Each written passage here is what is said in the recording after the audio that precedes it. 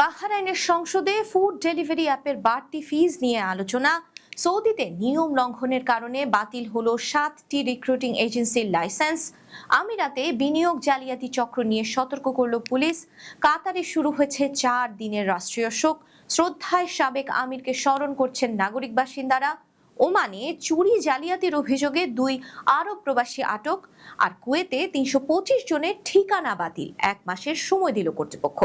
এসব খবর নিয়েই আজকের মধ্যপ্রাচ্যের নিউজ আপডেট। সাথে রয়েছে আমি পৃথ্বী বিশ্বাস।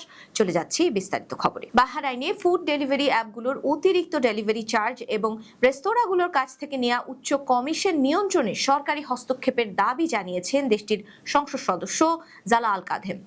তিনি বলছেন, দ্রুত বৃদ্ধি পাওয়া এই খাতে এখনই স্পষ্ট নীতিমালা প্রয়োজন, যাতে গ্রাহক, রেস্তোরাঁ এবং ডেলিভারি কোম্পানির মধ্যে ন্যায্য ভারসাম্য বজায় থাকে। জালাল কাদেমের মতে, অনলাইন ভিত্তিক খাবার সরবরাহ সেবার ব্যাপক বিস্তার ঘটলেও সেই অনুযায়ী আইন ও নিয়ম কানুন গড়ে ওঠেনি।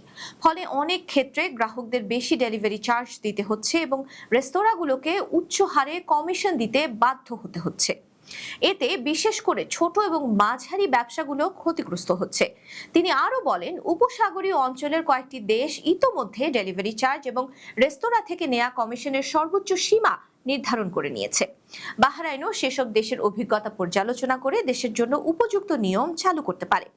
মধ্যপ্রাচ্যের অন্যান্য দেশের মতো ফুড ডেলিভারির কাজ করেন প্রবাসী বাংলাদেশিরা। ডেলিভারি অ্যাপের যে কোনো পরিবর্তন তাদের কাজে নানামুখী প্রভাব ফেলতে পারে বলে মনে করছেন দেশটিতে থাকা প্রবাসী বাংলাদেশিরা। সৌদি আরবের মানব সম্পদ এবং সামাজিক উন্নয়ন মন্ত্রণালয় শ্রম আইন এবং নিয়োগ বিধির লঙ্ঘনের অভিযোগে 5টি রিক্রুটমেন্ট অফিসের কার্যক্রম সাময়িকভাবে স্থগিত করেছে।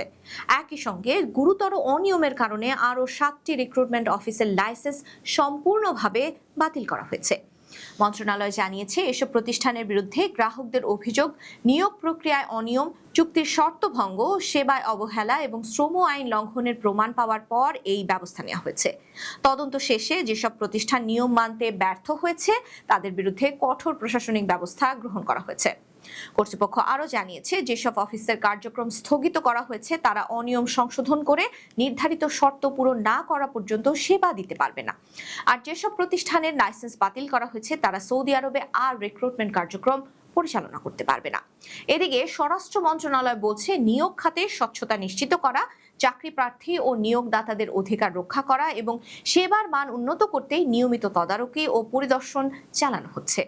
ভবিষ্যতেও আইন লঙ্ঘনকারী যে কোনো রিক্রুটমেন্ট অফিসের বিরুদ্ধে কঠোর ব্যবস্থা নেওয়া হবে।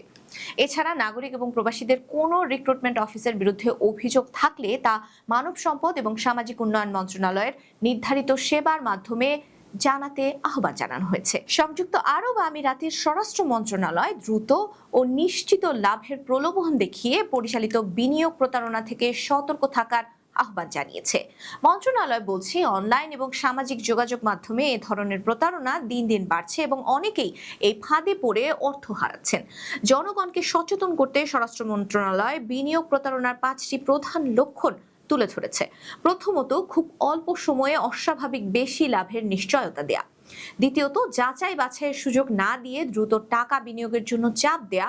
তৃতীয়ত, বিনিয়োগের প্রকৃত ধরন বা কিভাবে লাভ হবে সে বিষয়ে স্বচ্ছ তথ্য না দেয়া। চতুর্থ, ব্যক্তিগত বা ব্যাংকিং তথ্য চাওয়া। আর সবশেষ, সংশ্লিষ্ট কোম্পানির লাইসেন্স, আইনগত অবস্থান বা অফিসের ঠিকানা সহজে যাচাই করতে না পারা। মন্ত্রণালয় জানিয়েছে, কিছু প্রতারক শুরুতে অল্প পরিমাণ লাভ দেখিয়ে মানুষের বিশ্বাস অর্জন করে, পরে আরো বেশি টাকা বিনিয়োগে উৎসাহিত করে। একসময় তারা যোগাযোগ বন্ধ করে দেয়, টাকা উত্তোলনের সুযোগও বন্ধ হয়ে যায় এবং বিনিয়োগকারীরা পুরো অর্থ হারিয়ে ফেলেন। কর্তৃপক্ষ পরামর্শ দিয়েছে, বিনিয়োগের আগে অবশ্যই সংশ্লিষ্ট প্রতিষ্ঠানের লাইসেন্স যাচাই করতে হবে, বিশেষজ্ঞদের পরামর্শ নিতে হবে এবং শুধুমাত্র অনুমোদিত প্রতিষ্ঠানের সঙ্গে লেনদেন করতে হবে। কাতারের সাবেক আমির ফাদার শেখ হামাদ বিন খলিফা আল থানির মৃত্যুতে কুয়েতে 4 দিনের রাষ্ট্রীয় শোক ঘোষণা করা হয়েছে। কাতারের সাবেক আমির শেখ হামাদ বিন খলিফা আল থানি 74 বছর বয়সে মারা যান। তিনি 1995 থেকে 2013 সাল পর্যন্ত কাতারের আমির হিসেবে দায়িত্ব পালন করেন। তার নেতৃত্বে কাতার বিশ্বের অন্যতম শীর্ষ তরল প্রাকৃতিক গ্যাস রপ্তানিকারক দেশে পরিণত হয় এবং অবকাঠামো, অর্থনীতি ও আন্তর্জাতিক কূটনীতিতে ব্যাপক উন্নয়ন লাভ করে। শেখ হামাদের মৃত্যুর পর কাতারেও 4 দিনের জাতীয় শোক ঘোষণা করা হয়েছে। সরকারি অফিস, মন্ত্রণালয় ও বিভিন্ন সরকারি প্রতিষ্ঠানের কার্যক্রম সাময়িকভাবে স্থগিত রাখা হয়েছে এবং দেশ জুড়ে জাতীয় পতাকা অর্ধনমিত রাখা হয়েছে। কুয়েত সরকার জানিয়েছে, কাতারের ফাদার আমিরের প্রতি সম্মান জানাতে এবং কাতারের জনগণের প্রতি সংহতি প্রকাশ করতেই এই 4 দিনের রাষ্ট্রীয় শোক পালন করা হচ্ছে। ওমানে চুরি ও নাশকতার অভিযোগে 2 আরব প্রবাসীকে গ্রেফতার করেছে রয়্যাল ওমান পুলিশ। পুলিশের পক্ষ থেকে জানানো হয়েছে, ধোফার গভর্নরেটের পুলিশ কমান্ডের সহযোগিতায় এই 2 ব্যক্তির বিরুদ্ধে আইনগত ব্যবস্থা নেওয়া হচ্ছে। টাইমস অব ওমানের খবরে আরো বলা হয়েছে, অভিযুক্তরা একটি চুরি ও অবৈধ কর্মকাণ্ডের পরিকল্পনার সঙ্গে জড়িত ছিল। তদন্তে তাদের সম্পৃক্ততার তথ্য পাওয়ার পরই তাদের গ্রেফতার করা হয়। বর্তমানে তাদের বিরুদ্ধে প্রয়োজনীয় আইনি প্রক্রিয়া সম্পন্ন করা হচ্ছে। রয়্যাল ওমান পুলিশ আরো জানিয়েছে, অপরাধ দমন এবং দেশের নিরাপত্তা নিশ্চিত করতে বিভিন্ন এলাকায় নজরদারি ও অভিযান অব্যাহত রয়েছে। একই সঙ্গে নাগরিক ও বাসিন্দাদের যে কোনো সন্দেহজনক কর্মকাণ্ড সম্পর্কে দ্রুত পুলিশকে জানানোর জন্য আহ্বান জানানো হয়েছে। কুয়েতে বসবাসরত প্রবাসীদের জন্য গুরুত্বপূর্ণ সতর্কবার্তা দিয়েছে দেশটির public authority for civil information, PACI। তাদের রেকর্ড থেকে 325 জন ব্যক্তির আবাসিক ঠিকানা বাতিল করেছে। এই সিদ্ধান্ত নেওয়া হয়েছে বিভিন্ন বাড়ির মালিকের অনুরোধ অথবা সংশ্লিষ্ট ভবন ভেঙে ফেলার কারণে। যাদের ঠিকানা বাতিল করা হয়েছে তাদের আগামী 30 দিনের মধ্যে নতুন আবাসিক ঠিকানা নিবন্ধন করতে হবে। এজন্য প্রয়োজনীয় কাগজপত্র নিয়ে অফিসে যেতে হবে অথবা সাহেল অ্যাপের মাধ্যমে তথ্য আপডেট করতে হবে। নির্ধারিত সময়ের মধ্যে ঠিকানা আপডেট না করলে কুয়েতের আইন অনুযায়ী জরিমানা হতে পারে। সংশ্লিষ্ট ব্যক্তিদের ক্ষেত্রে এই জরিমানার পরিমাণ সর্বোচ্চ 100 কুয়েতি দিনার পর্যন্ত হতে পারে। তাই যাদের আবাসিক ঠিকানা বাতিলের তালিকায় রয়েছে তাদের দেরি না করে দ্রুত নিজেদের তথ্য যাচাই করে প্রয়োজনীয় ব্যবস্থা গ্রহণ করতে পরামর্শ দেওয়া হয়েছে। এই ছিল আজকের মধ্যপ্রাচ্যের নিউজ আপডেট। আল্লাহ হাফেজ।